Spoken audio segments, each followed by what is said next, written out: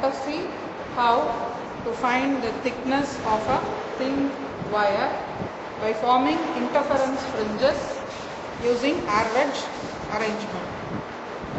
The apparatus that are required for this are a sodium vapor lamp, condensing lens,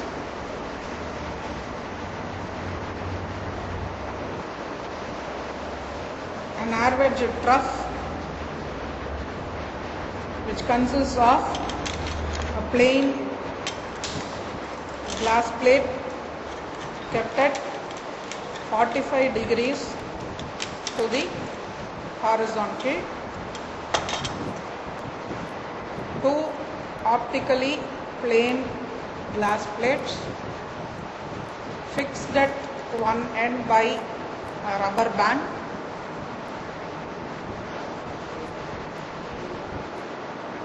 and the other side we have the thin wire,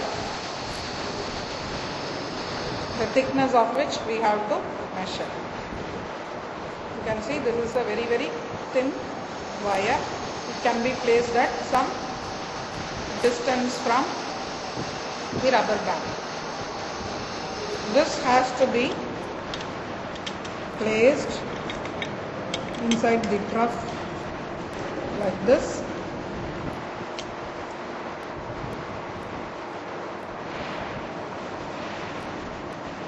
And it has already been placed here as shown. So what happens now is light from the sodium vapor lamp falls on the condensing lens, and then it falls on the plate, glass plate, which is kept at 45 degrees to the horizontal. Then it will fall normally on the air wedge plates. So since there is a small wedge of air created by the small wire, there is a reflection that takes place at the top surface of the bottom plate. So the reflected rays interfere with each other and an interference pattern is going to be formed. This interference pattern can be recorded using this traveling microscope. When you view through this microscope, we can see the fringe pattern. And to find out the fringe width, we use the horizontal arrangement of the traveling microscope. As you can see, there is a main screw. I have already mentioned in the traveling microscope, if you loosen the main screw, this will move freely, and if we tighten the main screw, the fine adjustment will work.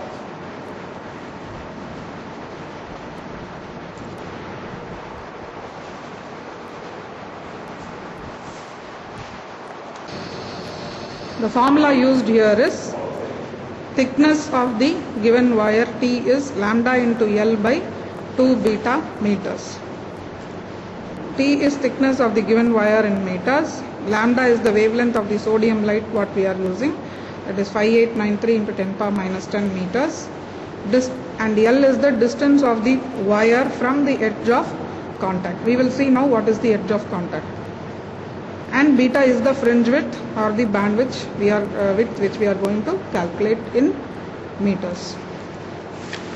You can see now this is the actual appearance of the optically plain glass plates in which we have placed the wire at the right end. That is, when viewed with naked eye, you can see the left end is like this. You have the rubber band and this is the edge of contact, and this is the left end. We have the wire placed at the right end. You can see this is the wire, and in between the two we have a small wedge of air. This is the actual appearance with the naked eye. But when viewed through the microscope, we will get an inverted image. So it looks like this.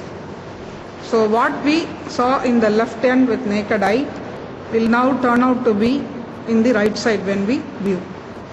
So you can see this is the rubber band what we have seen with naked eye. Now this becomes the edge of contact.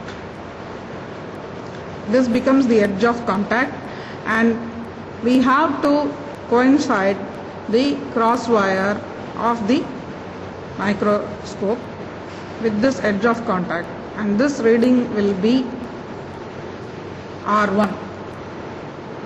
Along the edge of contact, that reading will be R1 after proper focusing. And in the left end we have the wire, that is R2. When we coincide the cross wire with the wire, that reading becomes R2. So we now see that we have got an inverted image. What was on the left has come to right, and what was on the right has come to the left. So we also have interference fringes formed after this. Now you can also see some pattern on the right side here, some interference pattern, but this is not the correct one. It is not formed by the wire. Since you have a small gap after the rubber band on the left, as seen here, those fringes appear here on the right. So this is an artificial pattern. You should not see this side. So edge of contact R1, note down the reading as usual as you see in a travelling microscope. Only thing, here you have to see the horizontal readings on the horizontal scale by working the fine adjustment screw. So after recording the edge of contact, record some arbitrary dark fringe as N. You can see here this is N. Take the reading for some arbitrary fringe. Name it as N. Take the reading for that. Then the next fifth fringe you have to take the reading. That is N plus 1, N plus 2, N plus 3, N plus 4, N plus 5. Coincide the cross wire with this, then take the reading. Continue like this. Now as you continue like this, the fringe pattern may not be clear because the light may not be falling completely on that path.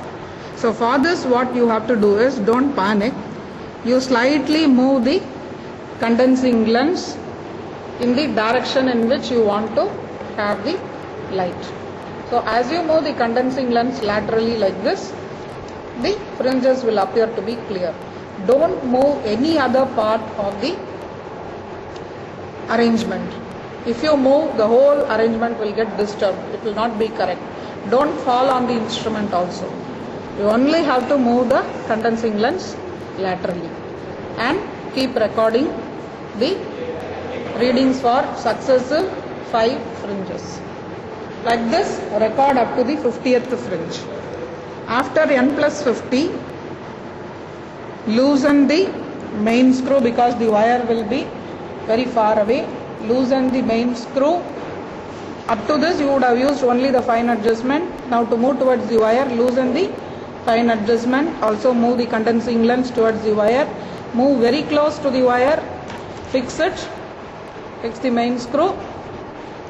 Then use the fine adjustment screw, that is this, and correctly coincide with the wire. This reading will be R2. Do the whole readings in one shot. That is, first edge of contact, then N, then N plus 5, N plus 10, etc. up to N plus 50. Then finally end with R2. Let us see the least count of the travelling microscope.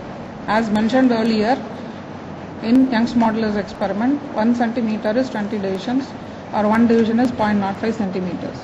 Value of 1 MSD is 0.05 centimeters. So total number of divisions on the 1 year is 50. So least count is value of 1 MSD by total number of divisions on the 1 year, which is 0.0 by 50, and that is 0.001 centimeters. So the least count of a travelling microscope is 0.001 centimeters. Let us now see how to record the readings. So along edge of contact R1 I have shown you already. So we have to record it in this place. So this is a sample reading. Main scale, 1 year coincidence, and total reading. This is already described in travelling microscope video. So after this, don't go to the wire. We can record the readings for the fringes.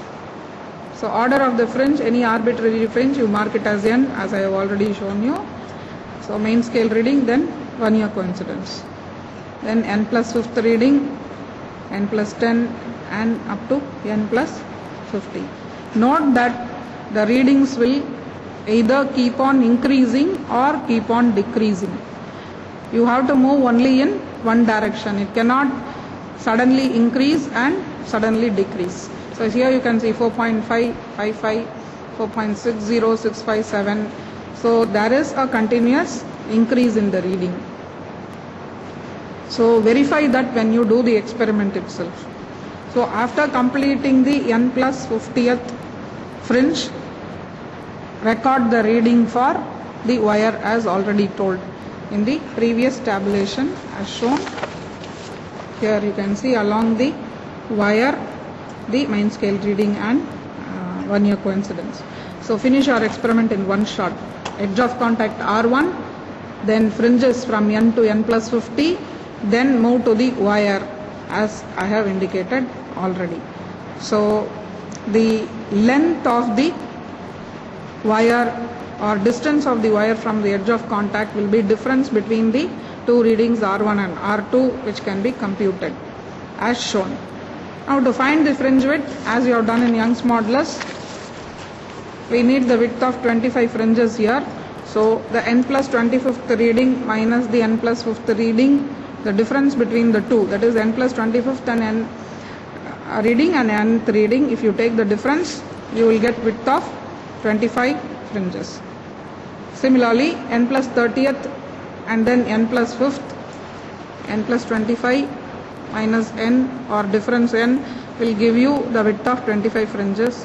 N plus 30 minus n plus 5 will give you for again 25 fringes. Similarly, 35 and 10, 40 and 15, 45 and 20, 50 and 25. So when you do the calculations, you will get width of 25 fringes. From this, compute the width of one fringe and then take the average of these. When you are taking the average, leave out a reading which is totally different from the others. For example, here you are seeing 0.3, which is totally different from 0.1.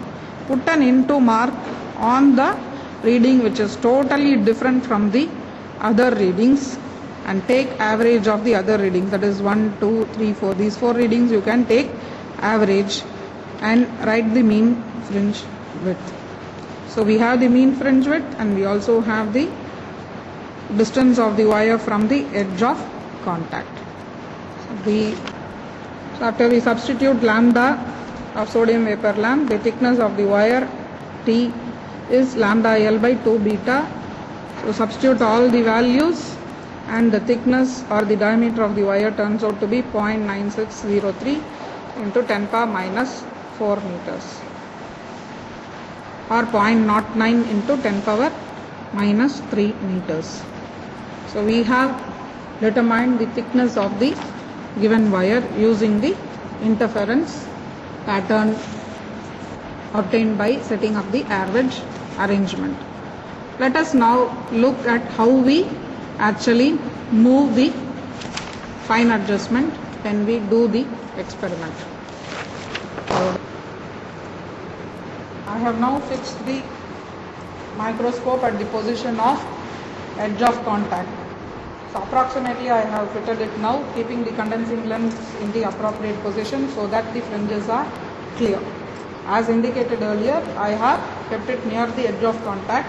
So once you place it near the edge of contact, tighten the main screw here.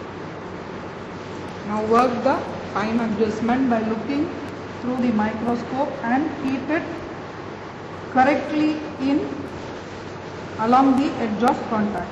Keep the vertical cross wire along the edge of contact correctly by working this fine adjustment screw. Now this reading can be recorded in the tabulation pointed as R1. Then take the reading in the horizontal scale by using the lens. After After noting this down, again work the fine adjustment screw by looking through the microscope and fix it in some dark fringe. So once you fix it, again take a reading in the horizontal scale, that is main scale and vernier coincidence.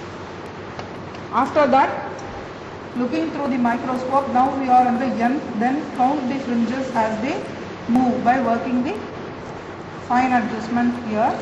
So now it is in the nth fringe, you work this, you go to n plus 1, 2, 3, 4, 5. When you coincide with the n plus 5th fringe, stop this, again take the reading. Like this continue up to n plus 50th fringe. As I told you, you have to move the condensing lens laterally in case the fringe is not clear. This has to be moved laterally in case fringe is not clear. Don't touch any part of the instrument. Then we have to focus the wire. Loosen the main screw. Move towards the wire. You can see with naked eye itself, the position of the wire and the microscope must be close to each other. With naked eye itself, you can actually set it in an approximate position, arrange the condensing lens so that light falls on the wire, then view through the microscope and move freely. Again, see that the light falls on the wire. Now I am close to the wire, so tighten the main screw, coincide the cross wire with the wire, and then take the reading. This reading has to be taken as R2. So we have completed the whole experiment in one shot. And compute the value of thickness of the wire. You can see now in this photograph how the fringe pattern looks like. The center dark portion represents the rubber band. You can see two edges for the rubber band. But as told earlier, the left hand side is the correct edge of the rubber band because we get an inverted image. The crosswire has been already coincided with the edge of contact. The fringes what you see on the left hand side is the correct one. The right hand side fringes are artificial because of the small gap beyond the rubber band, which I have already told you. So this reading represents R1.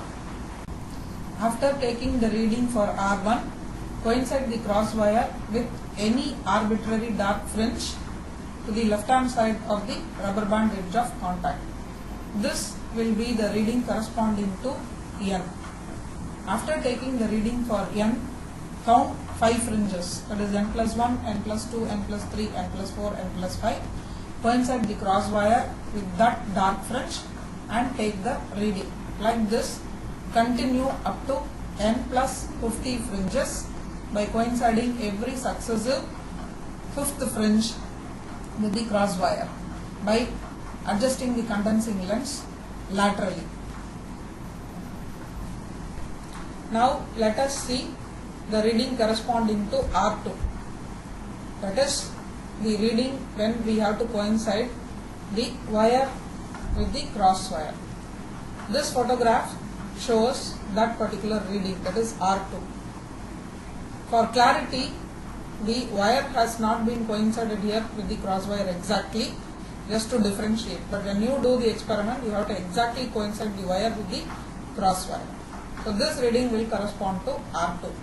This has to be done after completing the readings for N plus 50 fringes.